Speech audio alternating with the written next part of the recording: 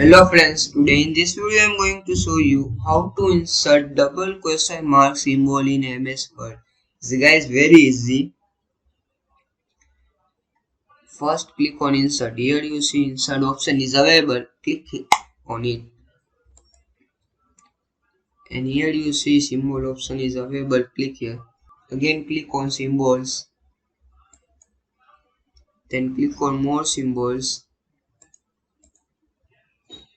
And font select this one. Subset select this one. And character code is 2047.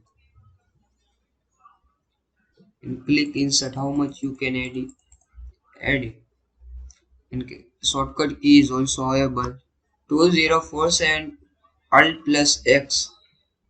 Thanks for watching. Please like, share and comment. This video is useful or not, please comment.